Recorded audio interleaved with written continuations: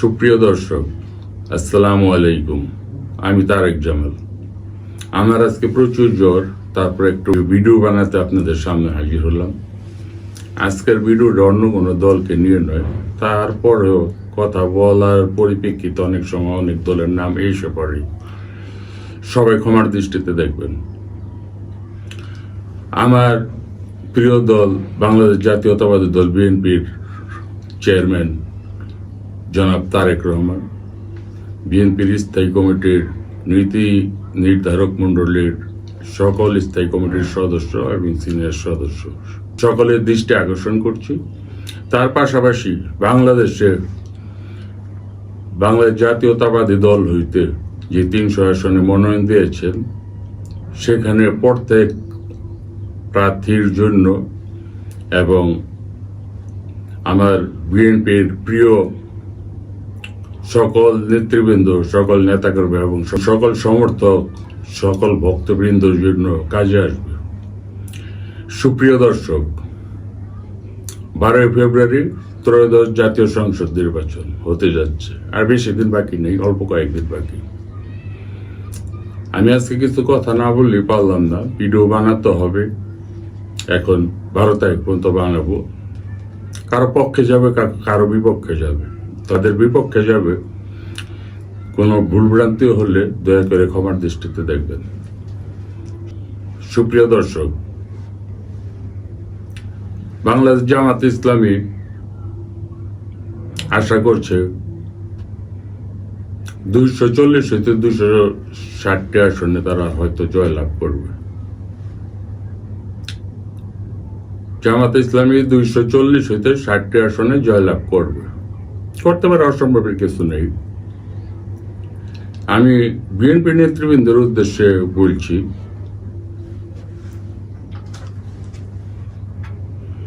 বিএনপির কোটি কোটি ভোটার অধীর আগ্রহ হয়ে অপেক্ষা করছে 12 ফেব্রুয়ারির জন্য, নির্বাচনে ভোটটা দেওয়ার জন্য। কারণ 18 বছর তারা ভোট দিতে পারেনি, ভোট দিবে, ভোট কেন্দ্রে গিয়ে ভোট দিবে।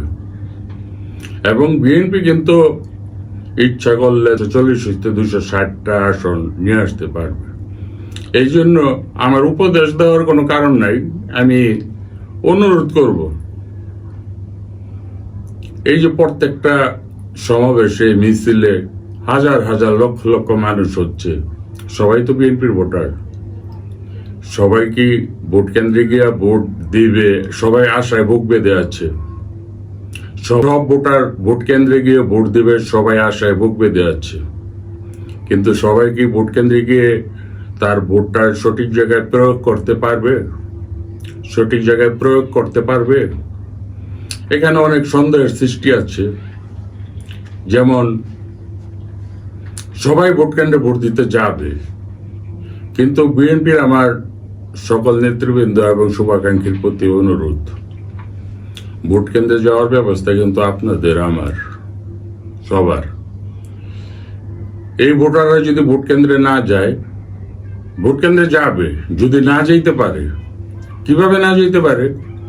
আপনারা আওয়ামী লীগ শাসনামলে দেখছেন, আমি ডানি দিনের ভোট রাত্রে 153টা আসনে আগেই ভোট পাশ হয়ে গেছে। এইরকম কিন্তু হতে পারে। অনেক ইসলামী দলটা অনেক জায়গায় বলে বেড়ায়, তাদের নেতাকর্মীরা ভোট কেন্দ্রের বাহিরে তারা বাঁশ নিয়ে পাহারা দেবে। কি নিয়ে পাহারা দেবে? বাঁশ নিয়ে পাহারা দেবে। তো বিএনপির নেতৃবৃন্দ এটার অর্থ বোঝেন? আমাদের বিএনপির যারা সাধারণ ভোটার, ভোট কেন্দ্রে যাবে, ভোট দিবে, সুন্দর মতো ভোট দিয়ে আসবে। তারা যদি সেই ইসলামী সংগঠনটা যদি ভোট কেন্দ্রের মধ্যে লাইন ধরে দাঁড়িয়ে থাকে, মিনিটের পর মিনিট দাঁড়িয়ে থাকে, আমাদের সাধারণ ভোটাররা যদি কেন্দ্রে গিয়ে ভোট দিতে না পারে, বিরক্ত হয়ে কিন্তু তারা চলে যাবে। এটা দেখার দায়িত্ব আপনাদের সবার। একটা জিনিস, যদি ভোট কেন্দ্রের বাহিরে তারা বাঁশ দিয়ে লাঠি সোটা নিয়ে হাঙ্গামার সৃষ্টি করে, সাধারণ ভোটাররা কিন্তু ভোট দিতে কেন্দ্রে যাবে না, বাসায় গিয়ে ঘুমিয়ে থাকবে। তবে আপনাদের প্রতি, বিএনপির সকল পর্যায়ের নেতা কর্মীদের এবং ভক্তবৃন্দের প্রতি আমার অনুরোধ, আপনারা সবাই ভোট কেন্দ্রে যাবেন আর যা বিএনপির সকল প্রার্থীর কাছে আমার অনুরোধ, আপনারা 3টা টিম গঠন করেন। একটা ভোট কেন্দ্রের ভিতরে পোলিং এজেন্ট থাকবে, এটা শক্তিশালী, আপনারা পোলিং এজেন্ট দেন। ভোট কেন্দ্রের বাইরে যাতে এভাবে সিরিয়াল ধরে মিনিটের পর মিনিট, ঘন্টার পর ঘন্টা না দাঁড়িয়ে থাকে সেই ব্যবস্থা করুন। যদি কেউ বিশৃঙ্খলা করে, কাউকে আপনাদের কিছু বললেন না, আপনাদের কিছু বলতে হবে না, আপনারা দৌড়ে আইন শৃঙ্খলা রক্ষাকারী বাহিনীর হাতে তুলে দিন।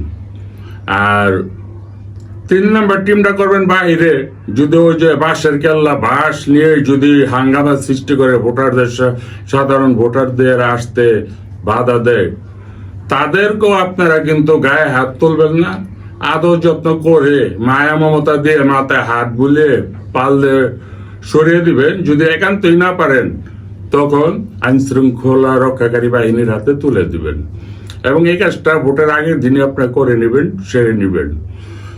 ম্যাজিস্ট্রেট, আইন শৃঙ্খলা রক্ষাকারী বাহিনীর সাথে অবশ্যই আপনাদের ডাকবে সবাই, আপনারা পরামর্শ করে নেবেন যে কেউ যদি ভোট কেন্দ্রে বিশৃঙ্খলা করে, আমরা কিন্তু আপনাদের হাতে তুলে দেব, নিজের হাতে আইন তুলে নেব না। তো এই ব্যাপারগুলো খেয়াল রেখে এই 3টা টিম যদি বানাই দিতে পারেন, আপনারা 240 হইতে 260টা আসন পাবেন। বিএনপি সরকার গঠন করবে, জনাব তারেক রহমান প্রধানমন্ত্রী হতে পারবেন, অনেকে মন্ত্রী হতে পারবেন। এটা আমার অভিমত এবং আপনারা বিবেচনা করুন। আর যদি এটা না করেন, ভোটাররা যদি ভোট দিতে না আসে, ভোটাররা যদি ভোট দিতে আসতে না দেয়, ভোটারদের ধানের শীষের ভোটাররা যদি ভোট দিতে কেন্দ্রে না আসতে পারে, ভোট দিবে কোথা থেকে? সারাদিন চলে যাবে, 4টা বেজে যাবে, ধানের শীষের ভোট হিসাব করে কিছু পাইবেন। আরো একটা ক্যাডার বাহিনী আছে আওয়ামী লীগের মতো, তারা কিন্তু কয়েকটা আপনারা ভার্সিটিতে দেখেছেন তাদের নির্বাচনে অল্প কিছু 10,000, 11,000, 12,000, 13,000, 14,000 ভোট গণতে কিন্তু 3 দিন লাগাই দিচ্ছে। তাদের হিসাব মতো তারা ভিতরে কি কি করছে না করছে আমি জানি না। আমি যেহেতু একটা পত্রিকায় কিছু লেখালেখি করি, আমার নিজেরও একটা ইউটিউব চ্যানেল আছে, আমি দেখছি অনেক কিছু, আমি বলতে পারি না। অনেক সময় মুখ বন্ধ রাখতে হয়, আবার অনেক সময় অনেক কিছু বলতে হয়।